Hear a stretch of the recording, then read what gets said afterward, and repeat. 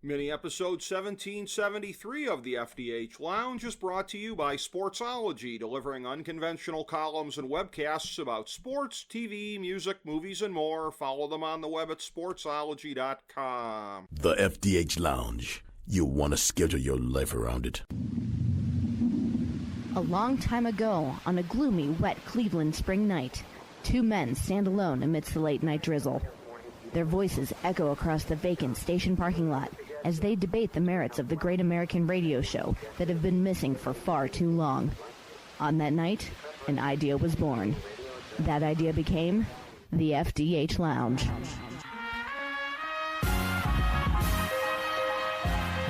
Welcome to the FDH Lounge. Hello, everyone. Welcome to FDH Lounge mini episode 1773. This is FDH Managing Partner Rick Morris coming at you.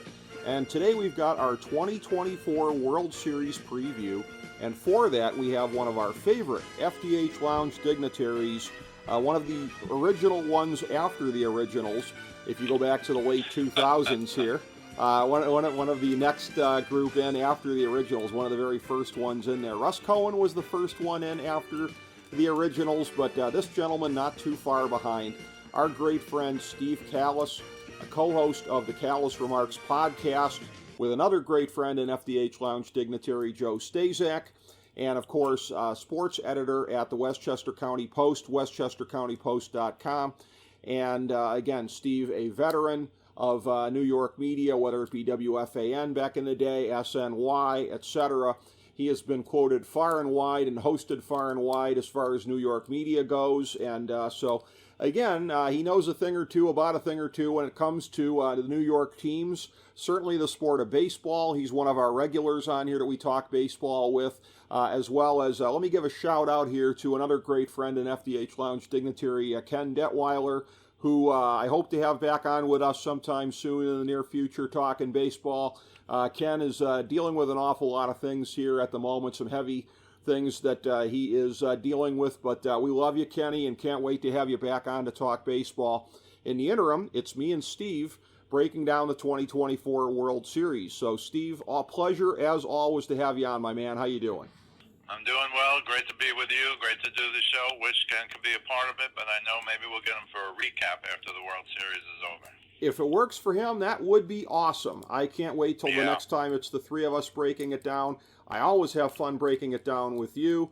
We did the playoff preview, of course, a couple of weeks back, and my picks all went down in flames here. I had it being the Padres over the Astros in the World Series. I was out there with, it turns out, with a lot of the hipsters. The Padres were really the hipster pick kind of coming into the playoffs this year. I bid on it. They gave the Dodgers a really good series, but couldn't follow through in the end.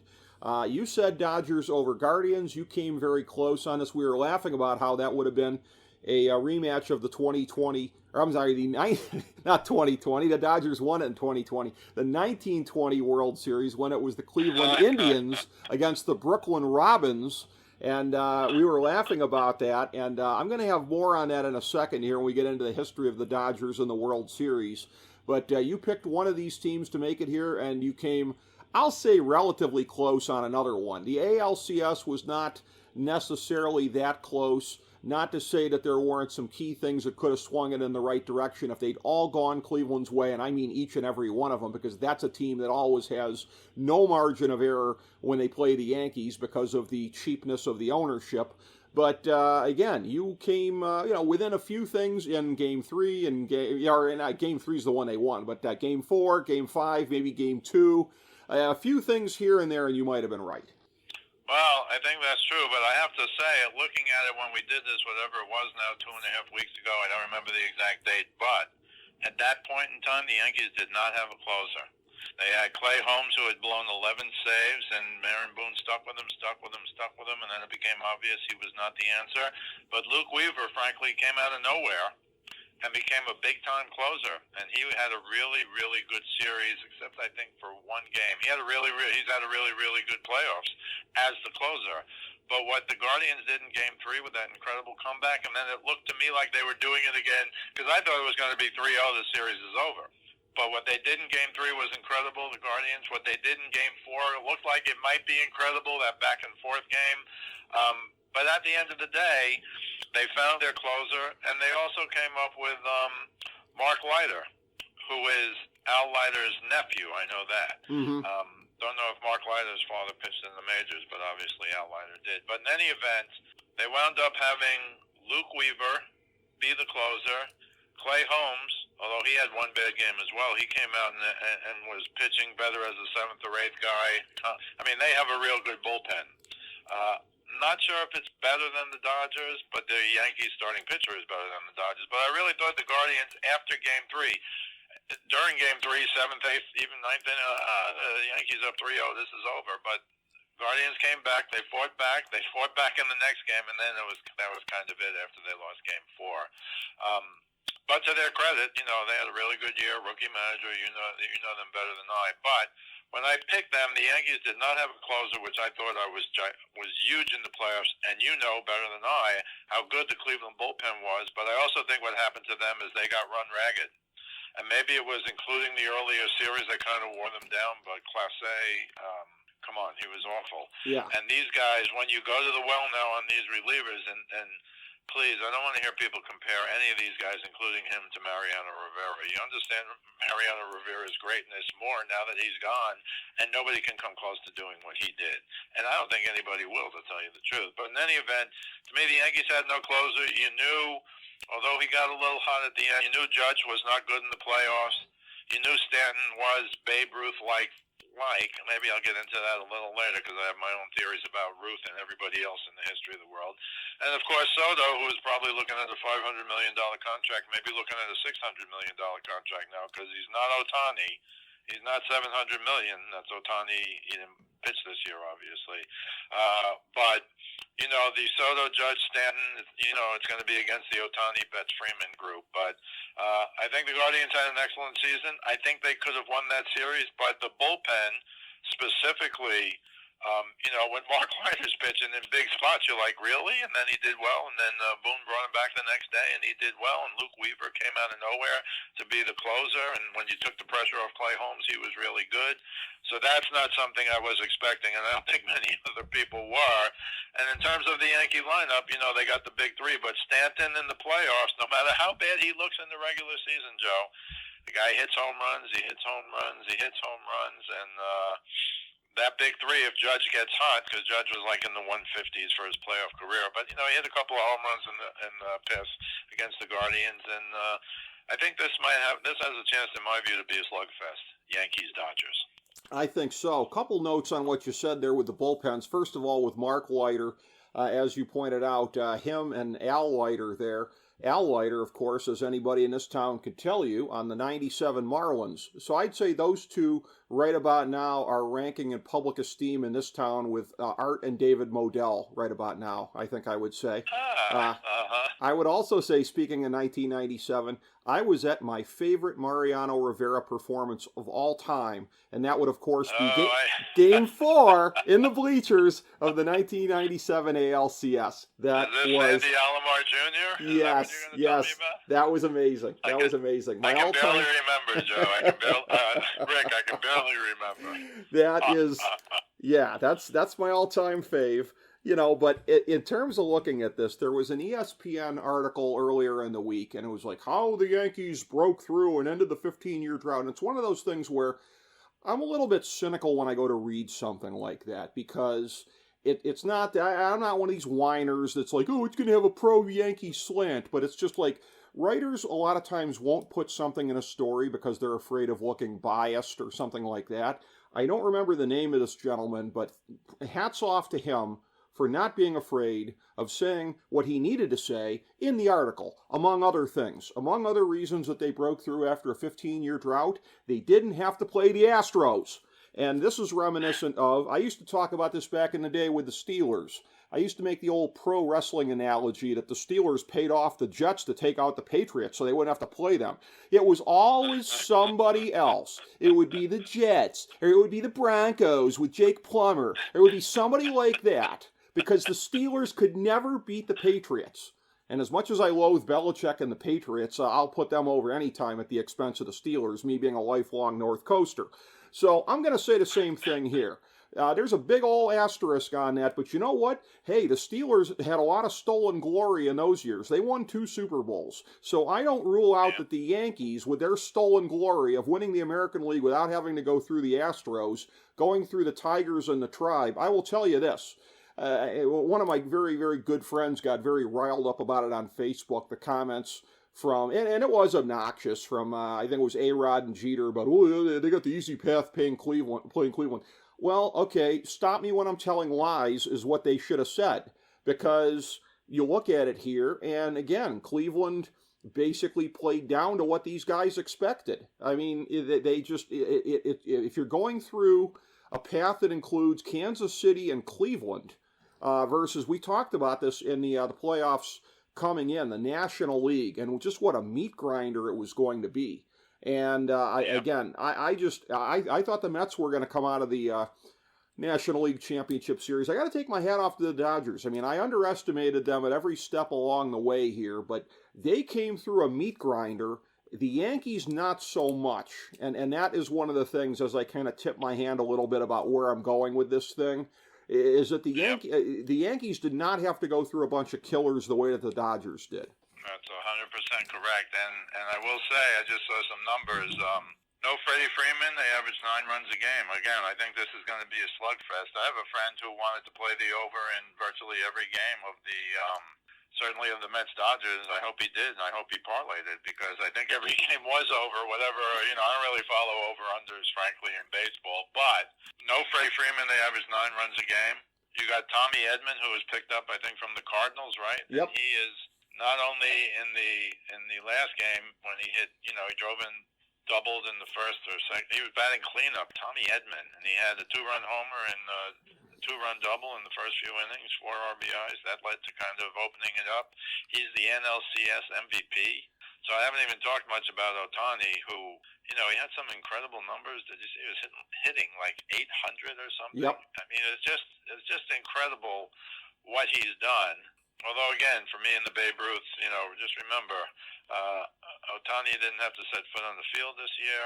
Right. I think it's a big difference if you can be a good DH hitter, and obviously he's a great hitter, but he's a great DH as well, and that's no easy task. But, their lineup, Ohtani, Betts, Freeman, I mean, that's as good as you get at the top of the lineup. And, maybe you tell me Soto, Judge, and Stanton in the playoffs. You always have to add, usually we say so-and-so if healthy. Well, with Stanton, it's Stanton, in the playoffs. He does have a better home run per at-bat percentage than Babe Ruth. And I would ask people to go to, speaking of sports, and look at, I think, not the one that's up now, but maybe the prior one. I wrote a long thing on Babe Ruth versus everybody because, as you know, all of Babe Ruth's home runs are in the World Series, like Mickey Mantle. They've been passed by a dozen guys now for, quote, postseason home runs. Yep. But when Stanton gets under at-bats, I think he's like home run 8.2, and now Ruth is home run 8.4. I felt obligated, Rick, to point out that in 1915, 16, and 18, Babe Ruth, as you know, with the Red Sox, was a Hall of Fame pitcher. Yes. And would have been a Hall of Fame pitcher as he kept pitching. Yep. He was 3-0 in the World Series, not the playoffs, not the postseason, just the World Series. And I looked him up, and he was like 1 for 12. Right. And I made a case. It's kind of hard. One of those games, he was 0 for 5. He pitched 14 innings and won 2-1 in the game in the World Series. Come on. Yeah. So I don't know if he should be penalized. Plus, as you know, that was in the dead ball era before 1920. So I said, well, if you take away those 11 at-bats, the 12 at-bats, I think you should. You also got a sacrifice fly in one, and before 19, I don't know, this happened to Ted Williams when he hit 406, by the way. If you got a sacrifice fly, it wasn't an RBI, and it wasn't an at-bat. Right. And he had one of those. So I got into it deeply a little, as you know I would do. Sure. And at the end I was like, yeah, technically Stanton's ahead, but let's see what happens in the next series. And don't forget, Babe Ruth is Babe Ruth. I also saw one other thing, because I'm on a Babe Ruth kick. And this is in the Athletic, which I'm hoping would be better. But Kike Hernandez hit either his 15th or 16th postseason homer to tie or go ahead of Ruth. I'm not sure which numbers he's at. Right. And the headline was, I swear this is a headline, was "Move over, babe." Kike Hernandez, great in the postseason, really good baseball player. Please, please, please don't mention him with Babe Ruth. No, certainly not. And I want to get to some historical notes, as you were talking about there, before we circle back to the X's and O's of this thing, so to speak. But I should ask you before we do that, your thoughts on some of these rumors that potentially we could see Ohtani throwing for the first time all year. Maybe he comes in a critical situation here. One would get that sense, one would have to believe that he knows and the Dodgers know if he's up to it, if he's been doing any throwing, if there could be anything going on there. But it's to the Dodgers' advantage to keep that out there as a possibility. What do you think the odds could be that could happen? I mean, if you get to a situation, like bullpens are all fried, it's the bottom of the ninth, game 7, it's, potentially a high ceiling, low floor kind of a thing if you're bringing a guy in for the first time all year. I know. Don't you think we would have heard, though, that he at least pitched a sim game, if not a minor league start, a couple weeks ago or something? Probably, I don't know. I'd be reluctant. You're messing with your $700 million investment. Right. Although I will say this, as you know, and I'm sure we're going to talk about the starters, where the Yankees have an edge, because after Flaherty and Yamamoto and Walker Buehler, their fourth starter is named, bullpen game. Right. Yeah. And by the way, as you probably saw in the Mets game, the final Mets game, they actually threw 7 guys. They threw 7 relievers. Now, Sure. Normally you don't want to do those things, but I'll just give you a quick list as to why this might work for Ohtani for, 30 pitches maybe. Mm-hmm. But they lost Tyler Glass now.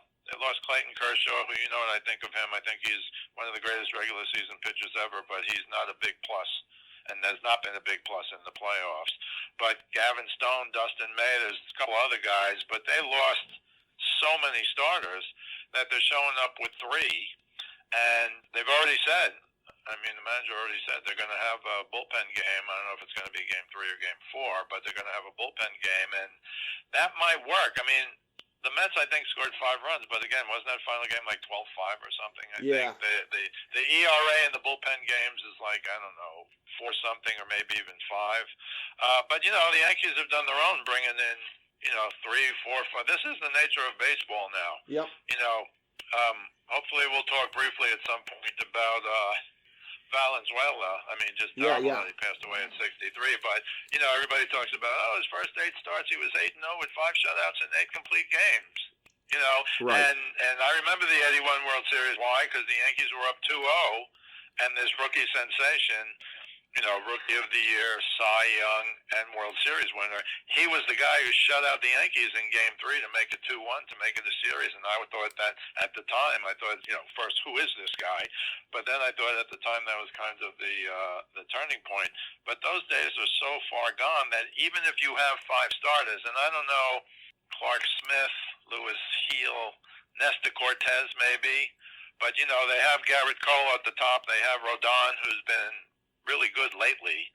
But all these guys can blow up. So now you're going to have, even with the Yankees, they're going to have Weaver in every game. I think they've gone back to him as the closer. But, they're going to have Clay Holmes. All these guys, Clay Holmes, again, 11 blown saves. He's not safe. Tommy Kahnle has been around for a long time. The Leiter Jr. was the biggest surprise to me. Tim Hill, a hard thrower. So I think the bullpens are really important. Again, I think, when you can speak on this better than I thought Cleveland overused them, but had no choice. They had to. Yeah. And that was the downfall to me of Cleveland, because then these guys can start teeing off when the real good Cleveland guys, the real good Cleveland relievers, who I think their super closer had given up 5 earned runs all year and 2 home runs all year, and then Judge and Stanton go back to back, and you're like, well, he just doesn't have it. It's not because he's not really, really good. It's just he ran out, like a lot of them did, run out of gas. So I don't know what's going to happen when you get past. Look, Garrett Cole, yes, the best pitcher in the World Series this year, absolutely. Reigning Cy Young winner, absolutely. Missed a lot of games this year, arguably fresh. But I saw in that Devers game, he owns, the Boston Red Sox game. You probably saw. I never saw when the pitcher put up 4 fingers to walk him intentionally, and then gave him like a nice wave towards first. He had a no-hitter through 4 innings till then, and then he gave up 7 runs in the next 2 innings. Right. I'm not saying one is related to another. What I'm saying is a guy like Cole, then Tommy Pham, who was 3 for 3 against him in the playoff game, and And Cole is just shaking his head and smiling when that happens. Like, what do I have to do to get this guy out? I don't know. Maybe buzz him on the first pitch and then throw sliders away. So I'm not sold on Cole this year. He is the wild card to me because he is better than everybody if he's hot, but he's also a guy who can melt down. Right. In my opinion. Right. And so, you know, the Dodgers are used to bullpen games now, and there's going to be at least one, according to the manager. But, you know, they have so many. This Michael Kopech, remember when he came up? He was the guy who was throwing like 102 on a regular basis. Right. If he throws strikes, he's great. But they got Blake Trinan, you know, Evan Phillips, Ryan Brazier. I saw this Anthony Banda. I never saw him pitch before. He pitched, I think, an inning in the third against the Mets. He looked lights out.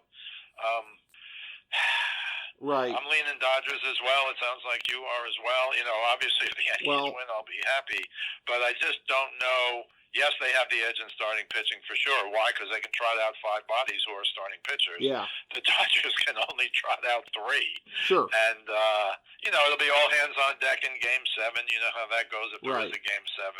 But that's my view. The pitching is really, really important. And I think the Dodgers lineup, I know we'll get into that briefly later, but the Dodgers lineup, 1 to 9 is a little better than the Yankees, I believe. Sure, yeah. Well, I want to get into the X's and O's a little bit later and touch on some historical notes first. I will say, as far as what you said about the bullpens, 2 of the most important teams of the 2000s as far as the 21st century, as far as revolutionizing the game. It's a thing where it was started by small market teams, and now everybody's doing it. In the early 2000s, of course, Billy Beane with Moneyball. Andrew Friedman, when he came to the Dodgers, that was the entire theory of the case, is that Andrew Friedman is going to bring Moneyball to a big budget. And so you're seeing that, and just about everybody has elements of this now. But the bullpen thing, Kansas City, 2014 and 2015, when they won 2 pennants and a World Series. They just had Johnny Cueto and a bunch of guys named Bob, essentially, you know. So that was the whole thing. You get a welfare ownership like the Dolans in Cleveland here. That's why they end up so reliant on the bullpen. Like, oh, we can do this on the cheap and not really have to pay any starters. So you saw that happening in the American League playoffs, and you saw what were the ultimately the limitations of that theory. I will say, you mentioned Fernando Valenzuela, and it is very sad that he passed away. And I will say that this is, it's also really weird when something like this happens, because the closest parallel that I can think of in sports, as somebody who went to one of the biggest regular season college football games of the 21st century, 2006, number 1 versus number 2, Michigan and Ohio State, and the day before the big game, Bo Schembechler passes away. And it was very, there was part of it that was very awkward, because there's a very popular, I would say, novelty punk band down in Ohio State that does nothing but anti-Michigan tunes called the Dead Schembechlers. And they were going to be playing a big concert there. Oh, so boy. I think that ended up the plans ended up getting scrapped or something, but yeah, it's really weird. And as you start to get into, well, you know, is it a thing that, you know, not that you need anything for motivation right about now, but, you know, there's the whole win one for Fernando. Who knows? Who knows how that plays into it? But what I want to get into as far as the history of this, because we've talked about this, this has been talked about, of course, in the media a lot. 11 times previously, the Dodgers and Yankees have played in the World Series.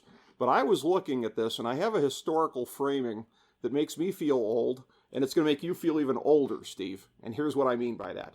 You look at the times that they were in there. So the Dodgers made it to the World Series twice as the Brooklyn Robins, 1915 and then the aforementioned 1920, losing to Cleveland and Bill Wamsgotts with the unassisted triple play at League Park. In League Park, right? Or League Field? Is that what that was? Yeah, League Park. League Park's where it was, yeah. You know, so we've talked about that before. But it was the Dodgers, or it was not the Dodgers or the Robins or whatever in the 1920s after that. It was the Giants that played a couple of the Subway Series against the Yankees. It was not until 1941, because it's not until Leo DeRocher got there and then McPhail in the front office, the combination of them really turning them around. Here are the years that they played in the World Series, Dodgers and Yankees, 1941, 1947, 1949, 1952, 1953, 1955, 1956, 1963, 1977, 1978, and 1981. So you had them playing 11 times over the course of 41 years.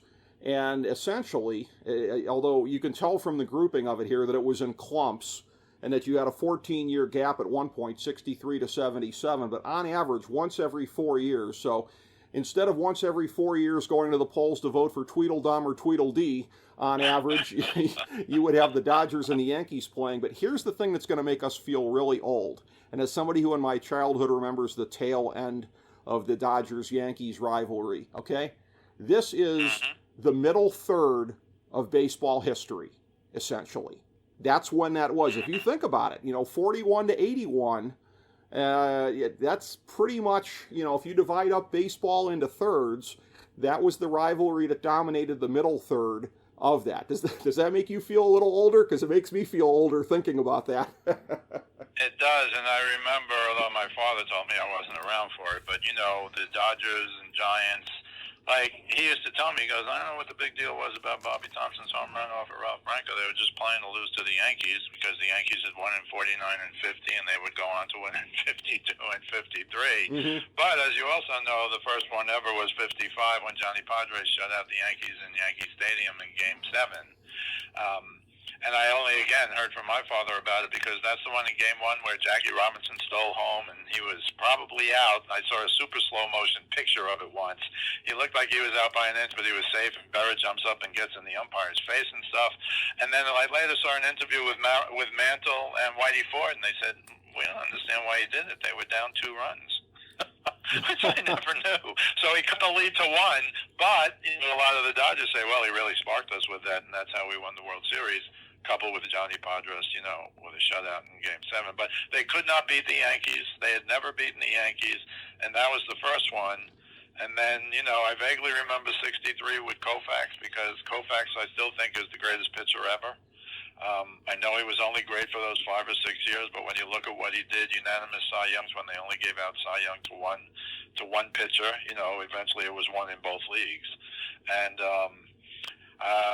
it's always been there. Of course, Reggie Jackson, not my favorite Yankee, but 3 home runs on 3 pitches, Game 6, 77. I mean, it's just incredible. And as we said, Fernando Valenzuela, to me, gets credit for their 81 victory because he shut the door. You kind of thought it might be over, 2-0 Yankees. The Yankees are the Yankees. They had beaten the Dodgers 2 times in the prior 5 years, or 4 years even. And he's the one who shut them out, won the game, and set the tone for the World Series victory for the Dodgers. Yeah, that's a very good point. And in terms of that era of baseball, I want to bring up another point here. And this is going to be one of these ones that only from my crazed mind are you going to hear something like what I'm about to say. But I had something that kind of occurred to me, and that is that this series exemplifies what I'm about to talk about in some ways. But we've seen something in baseball since about 2016 or so. You sort of go through these eras of some of the teams here. 2017, certainly, if you look at the fact that was the first time the Dodgers made it during this run. But during this 2016, 2017 to present, I've noticed something that's kind of similar to what we saw in the 1970s and the 1980s in baseball. And it's something where, again, baseball was so much bigger back then, but maybe the fact that I'm noticing this happening again, maybe this is a sign of some kind of health for baseball. And what that is in terms of the star talent in the game, we went through a period in baseball here where, the Yankees made it a bunch of times in the World Series around the turn of the century, so you'd see guys like Jeter making it there, Buster Posey doing the same thing, Madison Bumgarner in the 2010s. But you're seeing a thing like you saw in the 70s and 80s, where big-time stars have now made it to the World Series with 2 different teams, helped 2 different teams to make it there. I'm going to give you a little bit of a roll call for the 70s, and unsurprisingly, there's a lot of Oakland A's guys on the list here. Reggie Jackson, Catfish Hunter, Pete Rose, Raleigh Fingers, Tug McGraw, Cecil Cooper, Tom Seaver, Joe Morgan, Tony Perez, Willie Hernandez. You look at this era, and you've got a lot of guys, not all of them are in this series, but some of them are. Mookie Betts, Corey Seager, Freddie Freeman, Tyler Glasnow, Juan Soto, Garrett Cole, Justin Verlander, Max Scherzer, Jacob deGrom, Trey Turner. Actually, Max Scherzer made it with 3 teams. But you look at this, and it's one of those things where maybe it is a sign of health in the game because, again, the stars, we went through a long period of time here where it felt like they were sort of just siloed away and not really known to the mainstream. And you've got guys like, Ohtani has been probably one of the biggest name recognition stars since, I would say, Jeter, Ken Griffey Jr., Barry Bonds, etc. Aaron Judge now kind of, joining this tier as well. Aaron Judge is not on this list, but it's a thing where that's got to be a sign of health in the game, is if the bigger stars are getting to be known more, and they're known more to the mainstream when they keep making it back in October. And not only that, they're getting paid stupid money, in my opinion, but sure. That's just my opinion. Sure. Yeah. But that just kind of caught my eye, that it was kind of a similarity to the way it was back then, of where you would see that. You'd see somebody who was capable of helping to lift the team to the World Series and then go do it again somewhere else. And it seemed to me that we had been through a good period of time in baseball without seeing too many guys that were doing that. But we're seeing a lot of them in this era. And that just is, it's an interesting sort of sidelight to this series, because everybody's going to talk about the amount of star power that's involved. And that, to me, is one of the things I look at, is that there's a number of guys who have World Series experience because they've done it with other teams. Unsurprising that teams with the payrolls like the Dodgers and the Yankees are going to sign away guys who've been successful on other teams, right? But that's how it looks to me anyways, as far as a similarity from that era to this era. But going back to the X's and O's where we were talking about here, something that you had mentioned before about the top-heavy nature of both lineups. I find the Dodgers lineup to be far less top-heavy, but yeah, it's basically the 3 and the 3, in each lineup here, the core of the lineup that stands out here. And in looking at it, I mean, you could make an argument, and I don't know how far back you'd have to go to even make a strong argument that this is the case, but that you have the 3 best hitters in baseball that are in this World Series in whatever order: Ohtani, Judge, and Soto. You can make a very good case for them as 1, 2, 3 in any order, excluding anybody else in baseball. I think that's 100% correct. I'll also mention, though, for the Yankees, Gleyber Torres has really become, I don't know if you heard it out there, but he got killed for not running out a ball. I think he got benched for a game. He said it was his mistake. But since then, the last 6 weeks in the playoffs, he's been a really good leadoff man, which is kind of a setup. And when you walk him or he gets a single, which he's done a lot in the playoffs and at the end of the regular season, and you got Soto and Judge coming up after, you're in trouble in the first inning. And that'll be a big one. Freeman says he's 100%, and if he's 100%, he's right up in that group. Ohtani, Betts, Freeman, Soto, Judge, Stanton. Stanton plays like Soto and Judge in the playoffs and in the playoffs only. You might give them a little edge, but then you see a guy, as we discussed, Tommy Edman. Who's Tommy Edman? Now he's batting cleanup, and he just won the NLCS MVP. But even more interesting, further down the lineup, you see a guy like a Max Muncy, who's been around, who's been in the playoffs, who's been in the World Series. They got a lot more guys than the Yankees. I think the Yankees have Rizzo and Soto. Obviously, neither one winning as a Yankee, but at least they've won World Series. But the Dodgers got a bunch of guys who were on the Dodgers, and Max Muncy in this NLCS that just finished, and I read this on, I think it was on an ESPN article, he got on base 11 times in a row. He had 8 walks, 2 homers, and a single in a row. Yeah. So what I'm saying is they have guys deeper down the lineup. Edman was batting, I thought he was batting 7th or 8th before this. Now he's batting cleanup. And Ohtani, Betts, Freeman, and the MVP of the NLCS with Muncy not far behind. That's just, to me, deeper. I love Rizzo.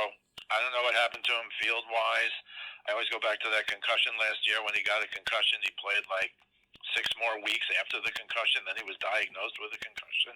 He really hasn't been Rizzo, and then he got hurt this year a couple times. He really hasn't been Rizzo, and he couldn't catch. You saw the 3-foot. Ron Darling was trying to protect Rizzo and said the pitcher flipped him a changeup. He was 3 feet away. If he flipped him a fastball, he would have had no chance to catch it. There was just something wrong with Rizzo on the field. He got some hits. I'm not sure he's 100%. But he and Soto are the World Series guys, where the Dodgers, I didn't count how many there are, but there's probably 8 or 10 of them, because been in the World Series, and they won one World Series. So I give the Dodgers, I give the Yankees starting pitching, yes. They got the edge. Bullpen, the Dodgers have so many of these guys who just got through a 7-inning game to clinch the NLCS. 7 pitchers for 9 innings. I mean, I think that's helpful in what they're going to have to do in the World Series. And the one thing I'll say, I mean, I never was a big bullpen, let's not throw the bullpen guys, but it kind of works. And the other problem is, you know, everybody talks about what? Don't go the third time through the lineup. Oh, you can't have anybody pitch the third time through the lineup. You just can't do it. Well, when you have one of these games, nobody's seeing anybody a second time. So you have to give a little advantage to the pitcher. Of course, if you're throwing 7 of them, 2 of them could be wild, or 3 of them might not have their best stuff, and there could be a license to have a killing by the other team. But if you can have 7 guys, and by the way, the Dodgers have 7 guys, they might have more guys. So it was pretty interesting to watch the last game. I didn't like it, the last Met game, because it was just, I mean, the Dodgers were up in front the whole time. They had a tougher time with San Diego in retrospect. Yeah. And I think you're right. The Padres easily could have won in 5, and you picked them. Yeah. And they were the hot selection, and I thought they had a big chance to win Game 5. But, you know, the Dodgers, they did the bullpen thing. I think they'll have to use it for 1 game. I don't think they'll have to use it for 2. Depends on when the off days are. You know how that goes. Because they haven't done in the old days, as you know, was Saturday, Sunday, travel. Monday, Tuesday, Wednesday, Thursday, travel, Saturday, Sunday, and now they're avoiding Sundays like the plague, because whatever I think of baseball, and I love baseball more than anything, football is the 800-pound gorilla in the room, and they intentionally missed on Sundays, I believe. Friday, Saturday, travel day, Sunday, Monday, Tuesday, Wednesday, Thursday, travel, Friday, Saturday. The World Series will not be played on a Sunday this year.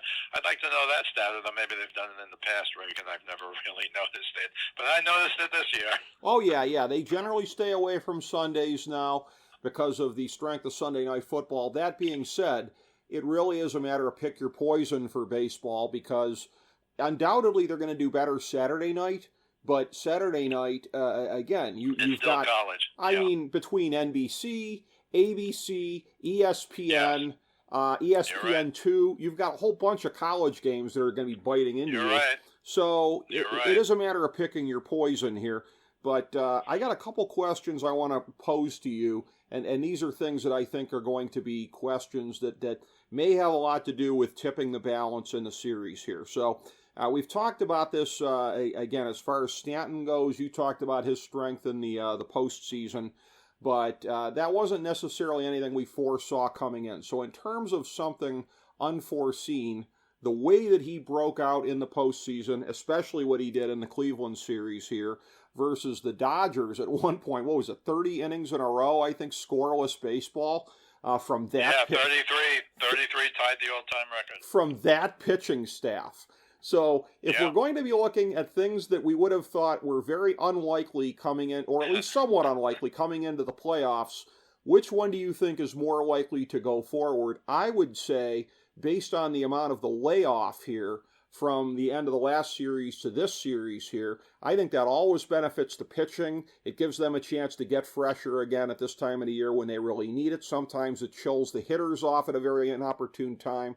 I would think that the Dodgers pitching would be more likely to replicate what they'd done in that stretch than Stanton keeping it up at his pace. What do you think? I'm just not sure, because Stanton has a long track record now, and he hasn't played in the World Series. As most of the Yankees, I don't mean Rizzo, and I don't mean Soto, but most of the Yankees have not played in the World Series. It's a little different deal.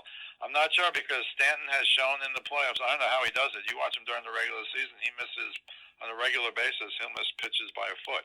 And I am not exaggerating. Literally, balls in the left-handed batter's box, or sliders, or breaking balls down that, bounce in the dirt. 3 feet. He looks so horrific, but something happens to him. And I know some guys can turn it on, but I think he might be one of those guys where he can actually do it. So I would say, I think Stanton is going to perform well. The wild card to me is, will Judge perform better, because he's been terrible, but he did hit 2 home runs late in that series, and if he can get going, then I think Soto, Judge, Stanton without question. Now, big criticisms of Boone for putting in Wells, the left-handed hitting catcher, just because he wanted to go lefty-righty, lefty-righty. This guy could not hit a high fastball. Right. Everybody knew it on the Guardians. He did hit a home run in the last game. Why? Because if you're going to try and throw high fastballs and you make a mistake down, it's right down the middle. So he did run into one, but I almost think Soto, Judge, Stanton is so scary. Again, Gleyber Torres walks or singles up the middle, and those three guys are coming up. It's going to be hard not to score a run, in my opinion. As for the pitching, you're right about the pitching, but Flaherty was a great find. Yamamoto hasn't thrown, I saw this stat, hasn't thrown more than 79 pitches in the game in the playoffs. Walker Buehler was coming back from injury as well. Do I think they'll be better? Yes. They're not only well-rested, but they've healed from their injuries. But I wouldn't walk away from Stanton. I think he's going to have a good series. And that's why I think between the finding and the discovery of the bullpen for the Yankees, and that discovery, again, is more like Weaver and Leiter than Clay Holmes, that could really help them down the stretch. And the Dodgers, it's like, what do they call it? It's relievers by committee. We got 7 guys literally who can do it, maybe more than 7 guys. So I think that's going to help them. I'm a little afraid of a bullpen game for the Yankees for the same reason, against the Yankees for the same reason I said. You're not going to see a pitcher twice. Because if he gets knocked around a little, he's coming out after 3 batters. Or if he gets 2 outs and lets 2 batters on, he might be gone. Because they got 7 guys who can do it. They might have more than 7 guys who can do it. Right. I think it's an interesting dynamic. I'll leave it up to the analytics guys to do like relief pitchers in bullpen games because I don't know what it is. But I'm just saying, as a practical matter, you're going to see that guy once, and the next time you're up, you're going to see another guy, and the next time up, you're going to see another guy. And that's how it's going to be when the Dodgers do that. It's unusual if a guy goes 2 complete innings. I saw a couple of those guys go 4 outs because 7 pitchers, you got to get those 6 extra outs. Yeah. But I don't like them, but that's baseball today, and I just, the inability of pitchers to last. The only starter who made 5 innings for the Dodgers, Flaherty, went 5 innings. But Right. again, he's got 6, 7 guys. It was like what I thought might happen with Cleveland against the Yankees, which was their advantage too, but I'll say it again. I think every one of those guys, maybe there was one guy who was lights out, but every one of those guys gave up big home runs, and they just, I think, ran out of gas. Well, and when I talk about, as I did before, some of the most influential teams of the 21st century, certainly Tampa Bay, when Joe Madden was there, you talked about that a long time ago. He was the first one to really start doing the shift. I think it was Tampa Bay under Kevin Cash that the bullpen games really kind of took off. And I remember when they did that to the Dodgers in 2020, remember that was kind of a novelty at the time when you would see Correct. that. And now it's spread to where, even the Dodgers are doing it. But the next question that I want to give you is this one here, because what occurs to me when we're looking at this here, the variance in terms of possibility that there is with the Dodgers, because again, against all odds, they went out and put up that 33-inning streak earlier in the playoffs. And again, if you look at the pedigree of the pitchers involved on this staff, not a big surprise, but it just so happens this year, in terms of those guys being healthy or effective, Walker Buehler has really been neither at key points in time. And he, to me, is sort of the poster child for the staff. But I look at it, and you've said that the Yankees have better starting pitching, and I wouldn't necessarily disagree with you, but I'm going to agree conditionally, because here's my statement. My statement is the Yankees have a higher floor, the Dodgers have a higher ceiling. Would you agree with that? Say that one more time, I'm sorry. I think the Yankees win in terms of floor. Their floor is higher. The Dodgers' floor is lower. I think the Dodgers' ceiling is higher based on what they've shown. Do you agree? I think that's probably true because one guy I forgot who had a terrible series against the Mets now, but this Teoscar Hernandez. Yeah. I think he only got 2 hits against the Mets, but of course in the final game when it really counted. But I think he's a big-time player as well. So I gave you the top 3, and he bats 4th, and then again, or maybe Edman bats 4th and he bats 5th because Edman's the MVP and he's only got 2 hits in the last 5 games. And then you got Max Muncy after that. So I think because of that, I'll say this: I believe their runs scored, despite the terrific trio on the Yankees, I think their runs scored, again, they just averaged 9 games against the Mets. They ate up Minaya, who had pitched great against them previously, and, knocked him out of the game, I think, in 3 innings or something. So I think they have a higher, if they average 7, 8, 9 runs a game, I think they're obviously going to win this series. Do I think they can? I think Gary Cole once in a while has reigning Cy Young Award winner, don't top pitcher, but every once in a while he can lay an egg. And if he lays one in game 1 of the World Series, that's a big problem. And they're playing, as you know, in Los Angeles. Yes. And by the way, in terms of where you would do a bullpen game, once upon a time, I mean, I'm old enough to remember when we went by different rules in American League parks and National League parks because there wasn't the universal DH. So that would kind of determine, who you would, we want to have our pitcher batting in this game. Maybe we want to do a bullpen game in this game because we're going to switch the pitchers out a lot anyways. That's all out the window now with the universal DH.